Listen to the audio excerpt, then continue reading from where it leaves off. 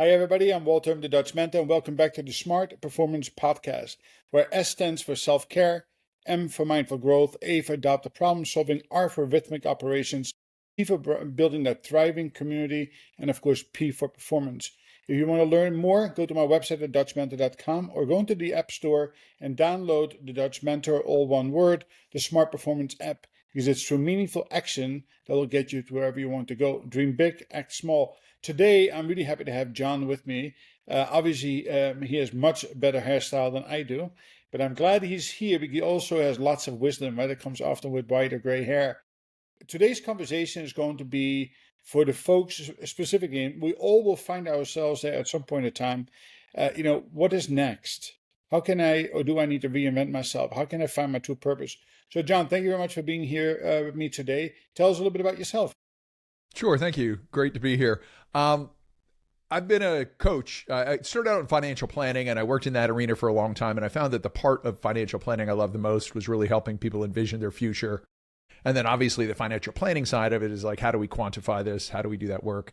What I found most exciting was really keeping the vision big and looking comprehensively at people's lives. So I've worked with people for the past 20 years as an executive and business owner coach.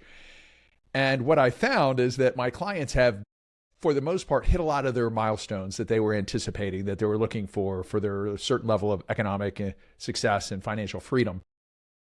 And as they reach this age, 55, 60, 65, society has told them, hey, when you get here and you've got the money, you're done and you can then find this life of leisure and it's going to be amazing.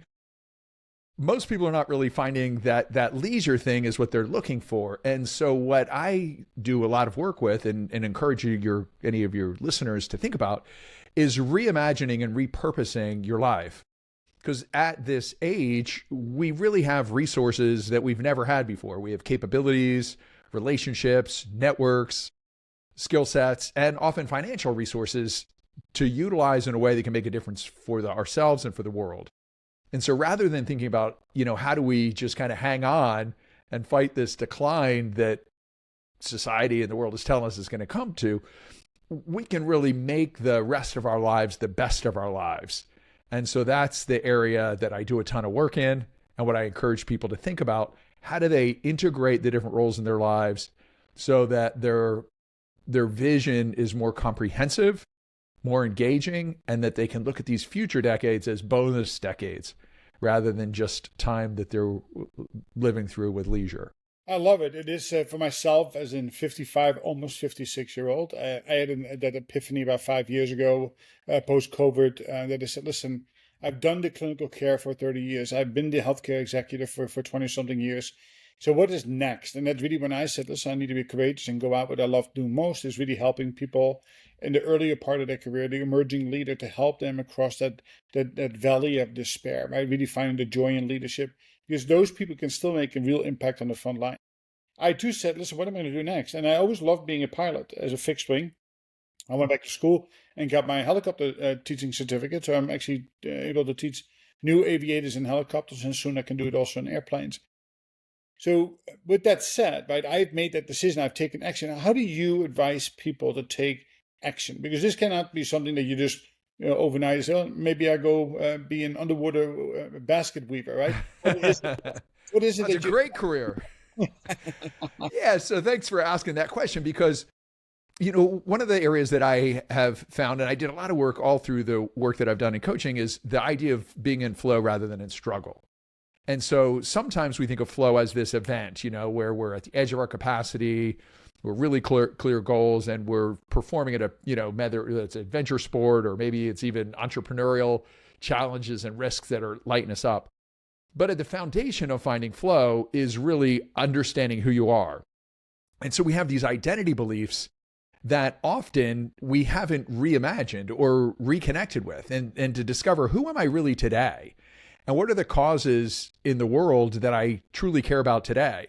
And so a lot of this starts with, the way we do the work, we look at 5 things as identity beliefs. What's your hero's journey? What's the story you tell yourself about the obstacles that you've overcome, the challenges you faced, the mentors or skill sets that you've achieved, and like, what are you bringing back to the world, right? You think about the hero's journey. It's always about facing these challenges, going into the cave, coming back out with a new set of capabilities. And so what I want people to do at this point is to think about what are you really capable of doing? What's your zone of genius, so that we can continue to move forward, and then to connect with purpose.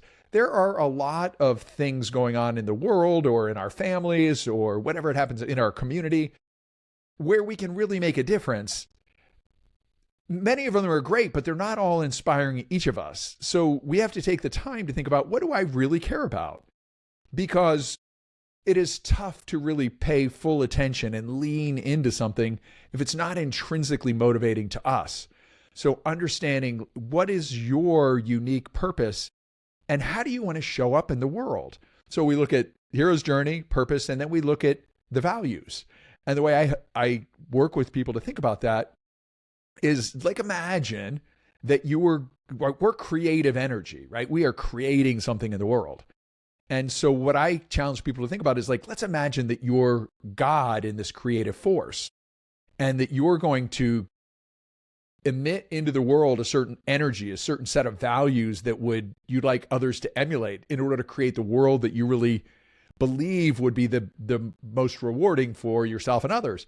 And so get clear on, how do you want to show up?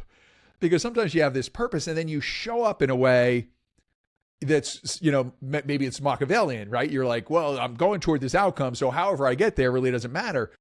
But we are modeling for the world what we want to create. And so I believe, in addition to just having a purpose and a vision, that understanding like what those values are, and then really leaning into your strengths, and then delegating out the stuff that you're not great at. And so, yeah, I want to stop you for a second, because I want to dive into a little bit more specific, because that all sounds well aligned, and I'm a true believer. That's what I would coach and mentor on as well. But I want to go back that people's mental capacity versus physical capacity don't always align. And I will say for myself, I got injured a few years ago. I have physical limitations to what I can do today. So my dreams of what I wanted to do, go run around the bases and throw footballs and go along bicycle, I can no longer do that, right? Because I have a physical limitation. So talk to me a little bit about how do you work with somebody to say, listen, what is the realistic, right? So you find your purpose, you find your passion, you make these adjustments, but now aligning it to your physical condition, your mental condition, in order to be able to actually thrive in that again. So I do not mean in any way to diminish incidents that happen that can interfere with our ability to have physical capacity to do everything. I feel for you. I have empathy for whatever has been restricted or limitations you may have physically today. What I also don't want to do is make that seem as if that's an inevitable outcome. Correct. And one of the most frustrating things for me is I'm actually super involved in the physical capacity side of things. I created an approach to exercise called Fitness Presence, which is about expanding fitness and expanding presence.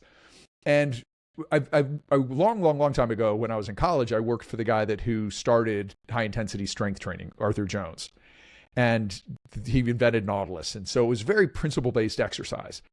And so what I currently believe is that we can continue to expand our physical capacities for a pretty long time, or at least hold on to them much better than most imagine, if we do it in a smart way. Exercise, so this is, I think, important. It's all about the difference between a fixed and a growth mindset, right? And so whether you're learning to do a new technology, or learning to communicate and sell in a new way, or lead in a new way, what we always have to do is start where we are, right? Regardless of where we're going, you say like, oh, let's get a real picture of where we are. So if we have a good understanding of what our physical capabilities are, say, okay, here's where I am today. And then if we do this in a smart way, we can create an environment, like catalysts for change, that meet us right at the edge of our capabilities and force our bodies to continue to adapt. And again, I'm not at all diving into anyone's particular situation, but I'm 63. I'm physically more capable than I've ever been in my life. And the reason is I exercise every day for 15 minutes, but that 15 minutes challenges all the different systems. So it challenges strength, flexibility, cardiovascular, balance, coordination, and it's also cognitively challenging. The reason is that I don't use any equipment, so I have to create all the resistance inside my body. Or anybody else that's doing fitness presence, they do what we call antagonist resistance, right? You use the antagonist muscles to battle each other. And as long as you're at the edges of your capabilities, your body's going to try to adapt to that, just as an evolutionary response to the challenge. And so even speaking with you, I would say, and I'm not assuming you're not doing this, but there's some things that you're not capable of, Mm-hmm. and there's tons of things that you are. And so find where you are, and then say, okay, how do I get maybe a little stronger, a little more flexible, a little better balance, a little more challenged cardiovascularly? How do I make sure I continue to make my body strong so I resist future injury, right? And so when we do those things, part of my work with my clients is that physical piece to reimagine what's possible. Because if we believe that we're going like this from the time we're 40 on, we're dropping, for those of you who are just listening, we're declining, then every time something happens, we're going to start to pull back. Instead of expanding against our capacity, we're going to have a little bit of a challenge, or we're going to withdraw. Oh, I have a little bit of an injury here. And so then what happens is your capacity shrink down to meet what you're doing rather than expand. And I think it's a great metaphor for what's going on physically, but also in your skill sets, right? Or where are you in AI, right? Maybe you're great at it. Maybe you're just kind of getting started, but like, how do you gradually grow your capabilities there so you can continue to move forward? I mean, that really speaks to that growth mindset, right? And I challenge the people, and as I have challenged myself, to just establish new normals, right? What was my normal? Now I have a limitation. What is my new normal? So I adopted Tai Chi walking, which is very intentional, everything, and really because I have to work on my balance more than anything else. And I adopted Mike Holland's swinging exercises that I do for 5 to 10 minutes every day, and that has actually helped me stay fit and do things that I otherwise would not have been doing. Then of course you still need to stretch yourself beyond that too when the opportunity arises, and otherwise you're just going to, the choice between fat and lazy on the couch or continue to live a life well lived. It is making sure that you have that growth mindset. So that's the key ingredient, right? So so let's talk about some actions that people can take. So people are listening to this and say, you know what? I've come kind of stagnant. I'm not challenging my norms. Talk about 2 or 3 things that you would say, listen, this is a good way for them to get started. Well, I think a good way is, again, I like to start with your hero's journey to get an idea of like, so you may be familiar with the idea of the gap in the gain, right? So that too often people are frustrated because they're not exactly where they idealized their vision, rather than looking at all the progress that they've made. And so when doing the hero's journey, right, we can look at our life. The way we look at our history puts us in the present moment, either with an expectation that we can continue to grow and develop because we've overcome challenges, or that stuff happened and we've blamed other things and we've become very much victims. And of course, that's a spectrum from, victim to co-creator in the universe. So one of the things that I would encourage people to do is to look at your life and just go back through and see, where were there obstacles? Where were some of the really challenging times where you looked at something and you were like, wow, that's something I really have to overcome, and identify what was it that allowed me to do it? What is it that I'm really naturally skilled at doing? And understand, like, I have now inside my quiver all of these arrows that I can now use to move forward, right? Because everything really happens in the present moment. We reflect on the past, but we experience it right now. When we look into the future, we're really experiencing it right now. So in the present moment, look at what have you overcome, and then get that vision of what skills and capabilities do you want to be using to make a difference in the way that you move forward. So it is a good bit of reflection, both past and future, and making that a ritual, right? At the beginning, if you haven't done this work, you're going to carve off a few hours or a day and really kind of reflect upon, where are you? I'll give you a little bit of a background myself. I used to have a very much fixed mindset, excuse me. When I was younger, I was alcoholic. And I kind of got to the point where I was like, oh, I guess, I'm running into the edges of my capability. And it was really, it had to flip that switch and recognize like, okay, I'm not where I want to be. I've missed some opportunities, but let's figure out where I am and what I can start building on. And so I began to understand, okay, here's what is true about me. And then how do I gradually push on the edges? And that's what I encourage people to do. Be real. If you are going to Google Maps and you say, I want to go to San Francisco or wherever you want to go, it's also going to want to know where you are. Because if you say, I want to go to San Francisco and you're really in Florida and you tell them you're in New York, your map's not going to work. Yeah. And the same thing's true for you. If you want to create something in the future and you want to lie to yourself or just be dishonest or unwilling to look at your challenges and your strengths, then you don't have a really solid foundation. So get real. Wherever you are is great. You can get anywhere from where you are if you're honest about where you are.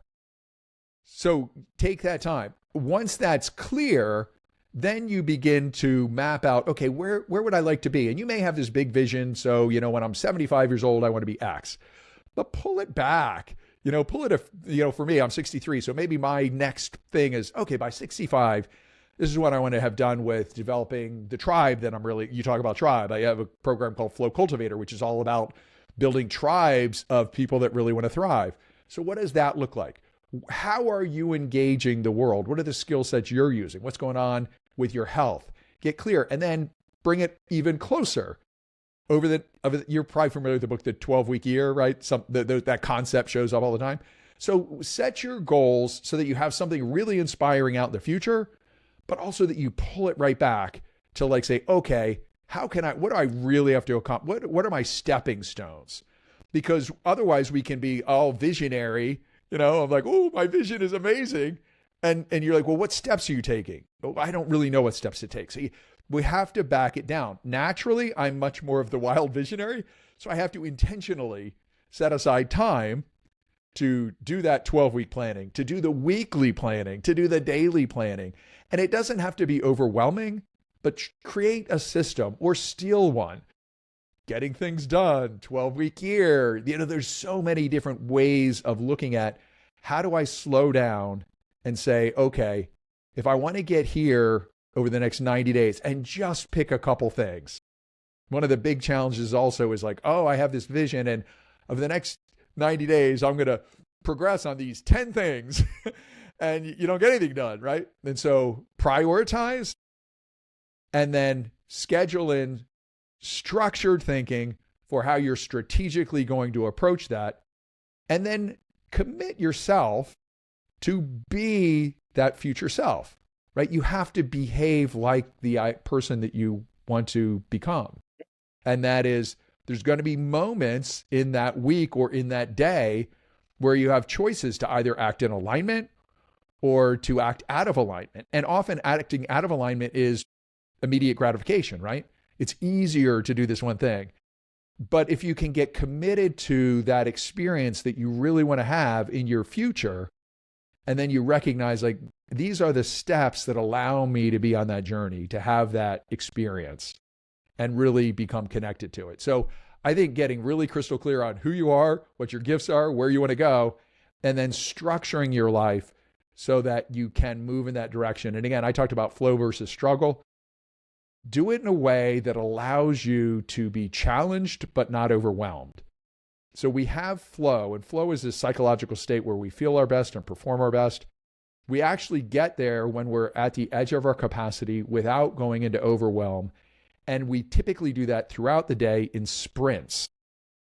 So schedule, don't think that you're just a machine and you're going to run nonstop from the time you wake up till give yourself like for the next 90 minutes, I'm going to focus on this writing assignment that I've given myself because I'm going to get here.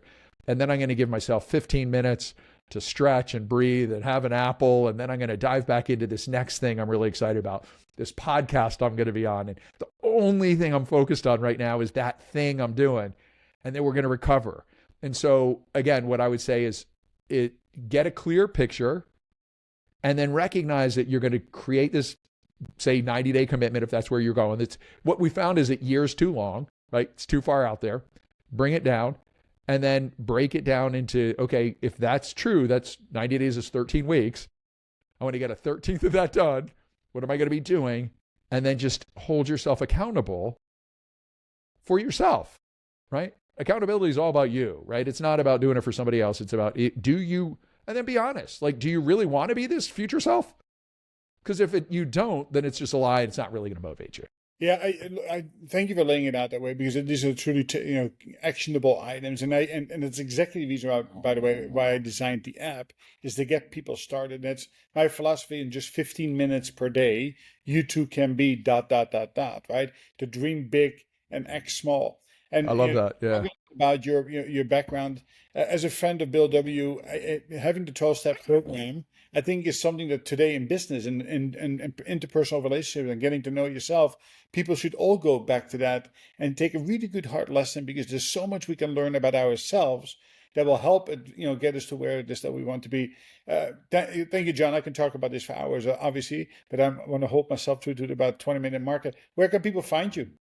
Yeah, the easiest way is on my website, which is john-geraghty.com.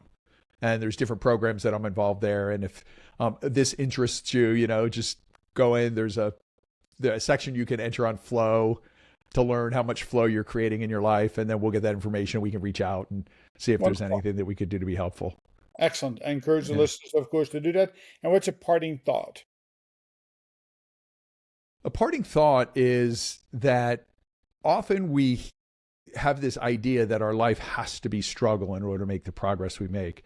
And there's we have the research around deliberate practice and things along those lines. But deliberate play is also really effective. So what I would encourage is pay attention to what you truly love to do, and go at it with this idea, this curiosity, this openness of a child, and experience your life challenging yourself in a way that's allowing you to grow, but that you're enjoying the process. Because if we think what we're really going to do is I'm going to struggle, and then all the joy is going to be back here, one, you may not ever make it there. But two is you're actually not even going to go through life and get there anyway. And our life experience is really the emotions we're experiencing all the time. So when you, regardless of whatever material success you accumulate, your life experience is going to be, were you joyful? Were you engaged? Were you living in alignment that allowed you to feel proud? And if so, then the journey is the destination. And so I'd really encourage people to, let's play this game with fun for as long as we're able to, and have an expectation that that's probably a lot longer than society's making us believe. Listen, well said. I have nothing else to add to it. I think people should listen to that part of it and that advice at least twice. John, thank you very much for being here with me today. To all of the people who are listening, remember, without action, actually doing something with the information, the likelihood you will be successful or reach your dreams is significantly reduced. Thank you for listening, and check us out at thedutchmentor.com, or go to the Apple Store and download the Dutch Mentor and get onto your journey. Just 15 minutes a day. You too can be anything you set your mind to. John, thank you very much for being here. Thank you. Really appreciate the opportunity. Of course.